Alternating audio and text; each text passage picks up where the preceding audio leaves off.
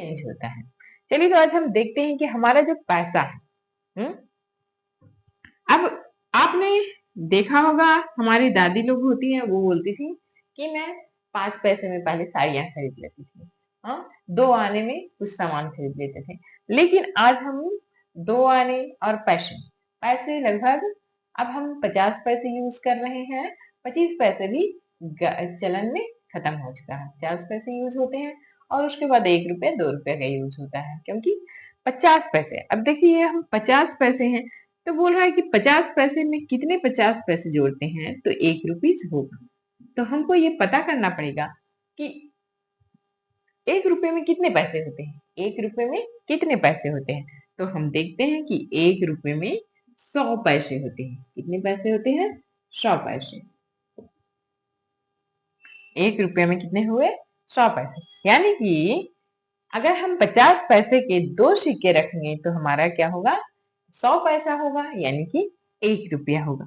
अगर हम 50 पैसे के 2 सिक्के रखते हैं तो हमारे पास क्या होगा? 1 रुपया, 1 रुपया का 1 पैसा, 1 रुपए का 1 सिक्का की वैल्यू, इनकी वैल्यू और इनकी वैल्यू बराबर होगी, क्योंकि ये पैसे हैं और ये क्या है? रुपया। ये क्या है? रुपया है और ये क्या है? पैसा। ये क्या है? 50 पैसा, 50 पैसा और दोनों को जोड़ेंगे तो हो गया 100 पैसा और 100 पैसा बराबर 1 रुपी।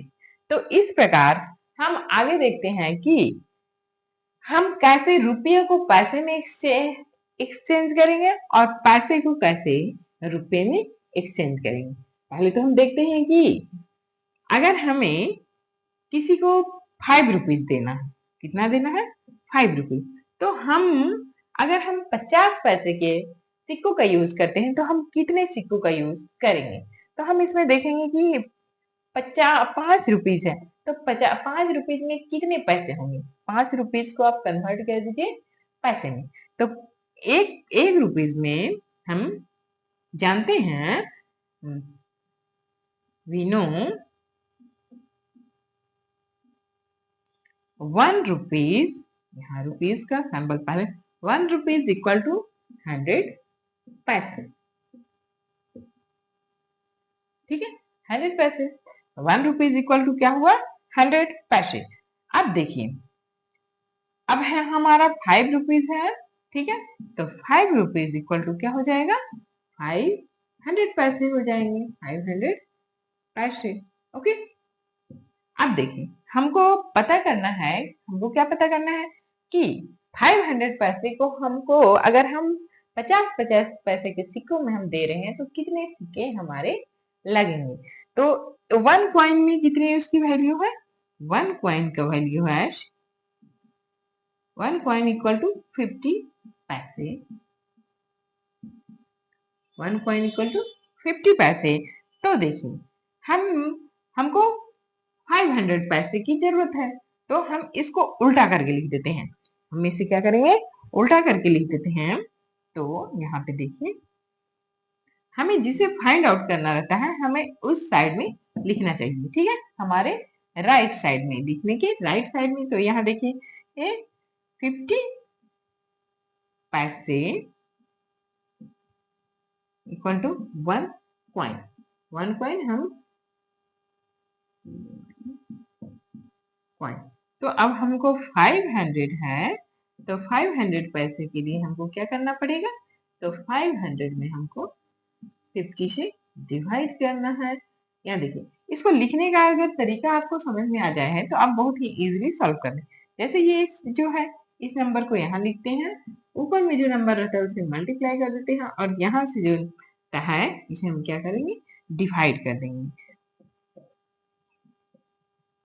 ओके, अब यहाँ से हम डिवाइड कर रहे हैं तो हमारे पास हो गया 5 10 यानी कि हमें 50 पैसे के हमें कितने कॉइन चाहिए?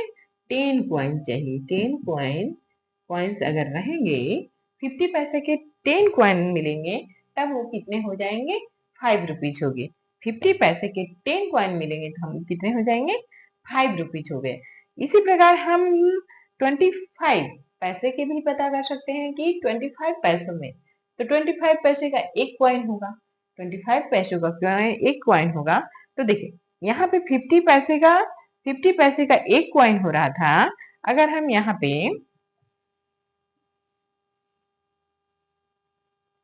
देखिए, अगर हम 25 पैसे का कॉइन में पता करें तो 25 पैसे इक्वल टू क्या हो गया, 1 1 कॉइन। ओके, तो अब यहाँ देखिए हमारे पास 500 रुपीज हैं, 500 पैसे। तो इसके लिए फिर हम क्या करेंगे, 500 मल्टीप्लाई 1 डिवाइडेड बाई 25। इसे हम 25 से हम 500 में डिवाइड करेंगे तो क्या होगा, देखिए 25 से आपको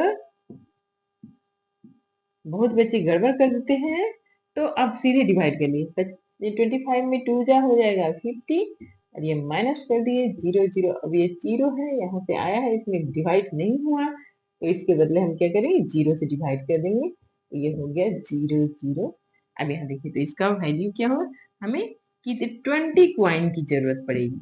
क्या 20 कॉइन्स की जरूरत पड़ेगी। अगर हम 25 पैसे से हम पता करना चाहें कि 5 रुपीज के लिए हमें कितने 25 पैसे चाहिए, तो अगर हम 25 पैसे में पता करें तो हमें 20 कॉइन चाहिए। अगर हमें 50 पैसे में चाहिए तो हमें कितने कॉइन चाहिए, हमारे अगर हम 50 पैसे की कॉइन जम दे रहे हैं, बाय द वे मैंने ये पेन खरीदा और ये पेन 5 रुपीज का, और हमारे पास सिर्फ 25 या फिर 50 रुपीज के 50 पैसे के ही सिक्के हैं। तो अगर 50 पैसे के सिक्के रहेंगे तो हम इसे 10 सिक्के देंगे इसके बदले। और अगर हमारे पास 25 पैसे के सिक्के रहे, जो कि अब मान्य नहीं है, अभी इसे भारत गवर्नमेंट समाप्त कर दी है, अब हमारे पास सिर्फ 50 पैसे इससे ऊपर अब हम सिक्के चलते हैं, यानी 50 पैसे, 1 रुपीज, 2 रुपीज के सिक्के चलते हैं। इस प्रकार आप आगे पढ़िएगा, मैं दूसरे दिन आपको बताऊंगी कि कैसे मनी को चेंज किया जाता है, पैसे मनी में चेंज किया जाता है, पैसे को रुपीज